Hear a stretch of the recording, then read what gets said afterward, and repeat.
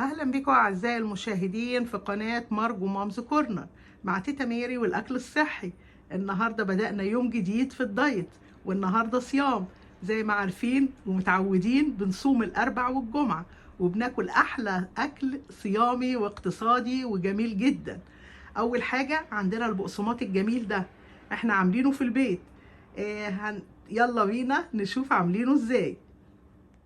ودلوقتي يا حبايبي هنعمل مع بعض البقسماط المقرمش صيامي في منتهى الجمال. اول حاجه عندنا 3 كوبايات دقيق ابيض، حطيتهم في البوله كده. وعندنا المكونات دي عباره عن سمسم بالمعلقه الكبيره اهي، هي دي. هناخد 4 معالق سمسم، 4 معالق كافي ميت اللبن البودر ده لو كان موجود، معلقه خميره فوريه، معلقه سكر، معلقه بيكنج باودر، معلقه كركم.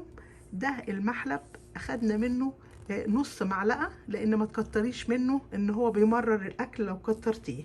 ده ريحته حلوه، بيحلو للمخبوزات بدل الفانيليا. لو انت عايزه تستبدلي وتحطي فانيليا حطي، لكن انا بحب ريحته بتبقى حلوه في المخبوزات. ورشه ملح. اول حاجه حبايبي هنحط على الدقيق رشه الملح بالشكل ده، وهنقلبها كده. وبعد كده هنحط كل الحاجات اللي قلنا عليها، المواد الجافه كلها كده، وهنقلب كده. وبعد كده عندنا ربع كوبايه زيت بنفس الكوبايه اللي عايرنا بيها الدقيق بالشكل ده. وعندنا كوبايه ونص ميه دافيه هنضيفها كده عليها، وكده هنلم العجينه وخلاص. بالشكل ده حبايبي لميت العجينه. لو لقيتيها بتشبط في ايديكي ممكن تحط لها معلقه زيت كده وتلميها بيها، المهم تبقى بالشكل ده اهو كده.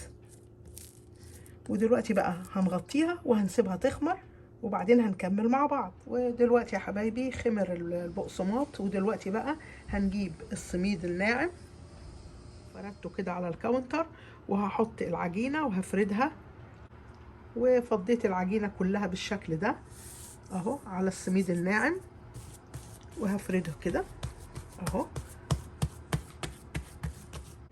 ودلوقتي يا حبايبي فردت العجينه بتاعه البقسماط بالسمك ده كده، وبعد كده رشيت عليها رشه زيت بسيطه، ورشيت عليها السمسم. دلوقتي بقى عندي قطعه البيتزا اهي، هحاول ان انا اعمل كده بالنص، وهعملها وحدات حسب ما انا حابه السمك بتاعها بالشكل ده كده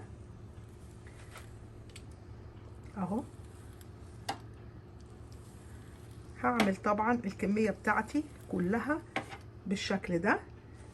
وبعد كده عندي الصينيه اللي هدخلها الفرن، رشيت عليها رشه من السميد الناعم دوت، وهحط الوحدات بتاعتي فيها لهم دلوقتي في الصينيه اللي احنا رشين عليها السميد الناعم، او ممكن يتقطع بالطول كده حبايبي اهو بالشكل ده. ليك الحريه يعني تقطعيه زي ما انت عايزه بالسمك اللي انت حباه بالشكل ده يا حبايبي. نقلتهم في الصينيه، ودلوقتي هسيبهم حوالي نص ساعه قبل ما هدخلهم الفرن. ودلوقتي يا حبايبي بعد ما سبت البقسماط حوالي ساعه، دلوقتي بقى هدخله الفرن على درجه حراره 350 لغايه ما يستوي، وهطلعه احلى واطعم بقسماط صيامي هتاكليه. واهو يا حبايبي البقسماط بعد ما خرج من الفرن متقرمش، وطعمه بامانه ربنا رائع وصيامي وجميل. ويلا بينا نجهز الفطار والغدا كمان والعشاء، يلا بينا. ودلوقتي يا حبايبي بعد ما شفنا البقسماط الصيامي عملناه ازاي مقرمش وهايش وطعمه رائع، اخدنا 3 وحدات مع كوبايه نسكافيه بالكافي ميت الصيامي وتفاحه، وبالشكل ده وجبه الفطار صياميه طعمها رائع. وبعد كده نيجي لوجبه الغدا. وجبه الغدا اهي عبارة عن ايه؟ عبارة عن مشروم معمول بطريقة جميلة جدا صحية 100. هنعمله ازاي؟ يلا بينا نشوف هنعمله ازاي. ودلوقتي يا حبايبي هنعمل الغدا مع بعض. طعم في منتهى الجمال وفيتامينات عالية جدا جدا. اول حاجة عندنا باكيتة مشروم اهي، هغسلها وهنمسحها حلو ونقطعها.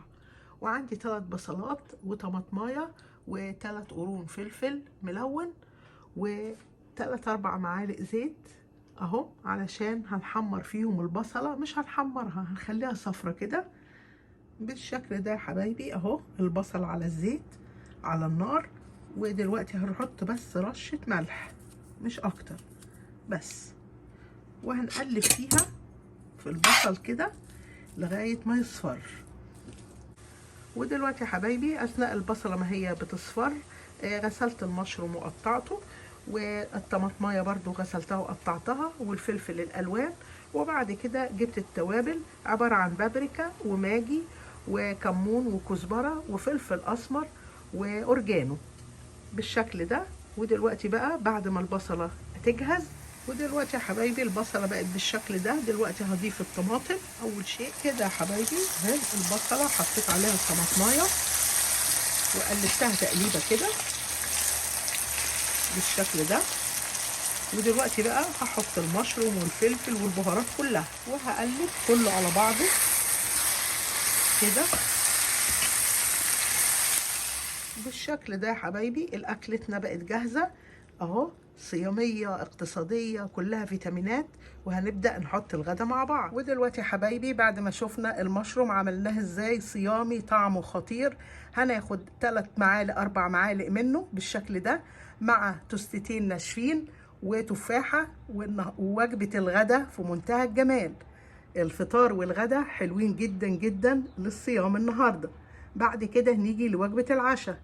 عندنا زبدة الفول السوداني هناخد منها 3 معالق مع توستتين ناشفين وتفاحة، وبالشكل ده أكل النهاردة. ال3 وجبات صياميين اقتصاديين طعمهم خطير وبألف هنا. باي باي.